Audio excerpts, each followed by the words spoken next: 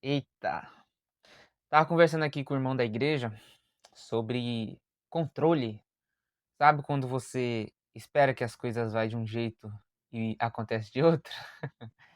É muito comum, pelo menos na minha igreja e nas igrejas que eu visitei, as pessoas irem mais nos domingos, né, do que nos cultos da semana, terça e quinta ou segunda e quarta. Eu não sei se tem segunda e quarta em algumas igrejas, mas na minha é terça e quinta. E eu tava conversando com o irmão, e ele falando, né, falando, que seria bom os irmãos irem nos cultos de terça, de quinta, escola dominical, e geralmente é os cultos que tá mais vazio. E aí eu respondi ele, né, eu falei com ele que, de tanto a gente viver uma experiência onde aquilo só se repete, aquilo deixa de ser. Meu Deus, que barulho é esse aí? Tá repreendido, em nome de Jesus. Bem na hora que a gente começa a gravar. Bom, como diz Salomão diz que a história se repete. E eu tenho percebido muito isso, que quando algo se repete demais, sabe, uma coisa que é constante assim, e não muda, eu já reconheço que é uma identidade. Sabe como as coisas são desse jeito? As coisas são assim. Então, quando algo se repete muito, quando algo não muda, você fala, a pessoa sabe. Você instrui, ou seja, a pessoa sabe, você já fez a sua parte e as coisas não mudam. Então, eu começo a entender que, ok, eu já fiz o que eu pude, as coisas continuam do mesmo jeito, então, para que eu vou me preocupar com aquilo que eu não posso mudar? Para que eu vou gastar minha energia mental com aquilo que não eu poderia estar usando com outra coisa? Por exemplo, eu gravo vídeos aqui na internet, eu não tem para que eu ficar pensando na morte da bezerra, não tem como eu mudar o passado, não tem como eu mudar aquilo que, decidiu continuar vivendo do jeito que está vivendo. Não tem como eu mudar a a realidade, a realidade. As coisas são como são. Tem uma frase muito interessante que eu acho que é estoica, alguma coisa assim, que que diz o seguinte, que a gente não deve esperar que as coisas aconteçam como a gente espera, mas sim como elas são. A gente não deve esperar que as coisas aconteçam como a gente espera, mas que elas aconteçam como elas realmente são. Essa é uma frase forte. Eu tenho aprendido muito com ela. Às vezes a gente espera que a gente fazer alguma coisa vai mudar a situação. Eu vou falar para aquela pessoa que ela tá errada e ela vai perceber o erro dela e vai mudar. Não, não é assim que as coisas funcionam. E que bom, né? A gente não precisa esperar que as coisas aconteçam como nós queremos. Muitas vezes eu errei bastante nisso. Até que eu percebi que existe um jeito certo para cada coisa.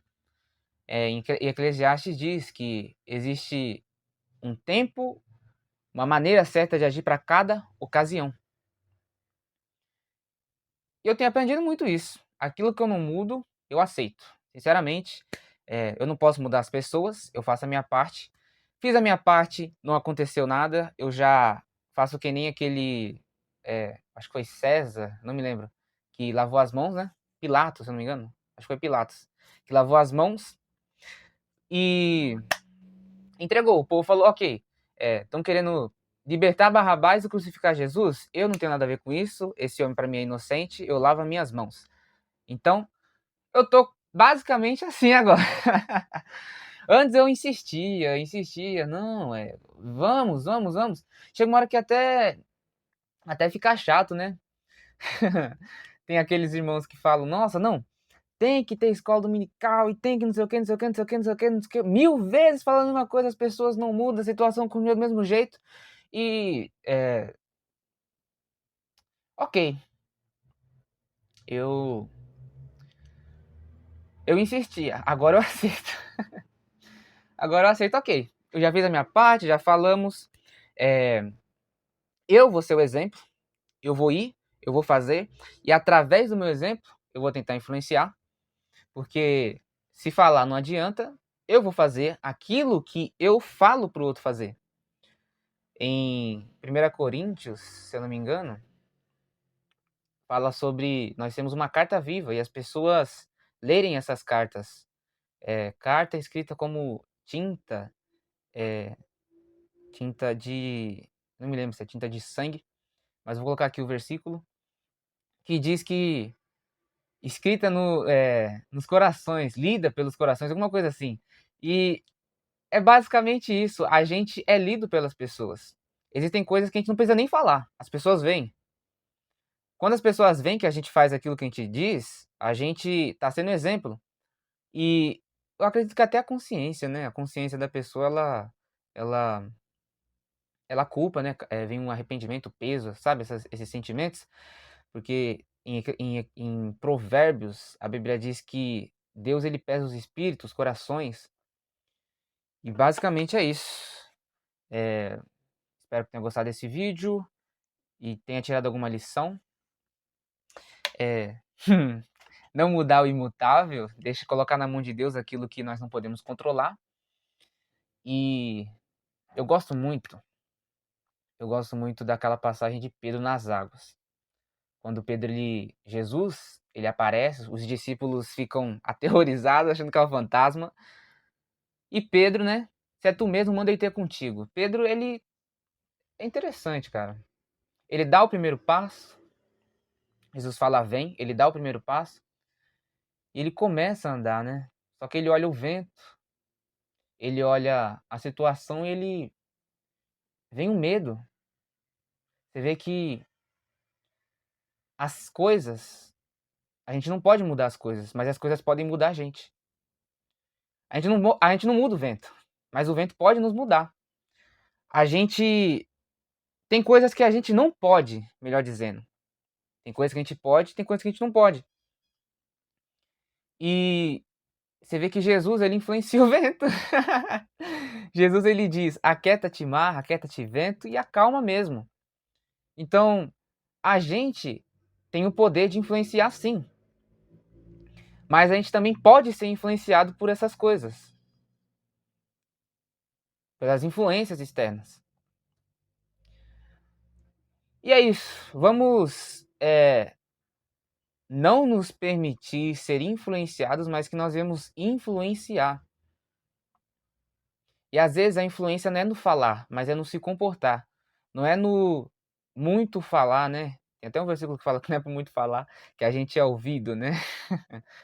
Que é da oração, lá em Mateus. Vamos fazer mais e falar menos. Vamos ser mais, né? Em vez de exigir, cobrar, vamos nós mesmos ser aquilo que nós queremos que o outro seja, faça, ou que a situação mude. Amém. Meu nome é Matheus, eu tenho 19 anos. Fiz 20 anos agora, hein? Tô com 20 anos. Eu vou cortar essa parte. Bom, meu nome é Matheus, eu tenho 20 anos. E esse foi o vídeo. Espero que tenham gostado. Deixe seu like, curta, comenta, compartilha. E continue nos acompanhando para mais conteúdos de sabedoria, conhecimento da palavra e comunhão com Deus.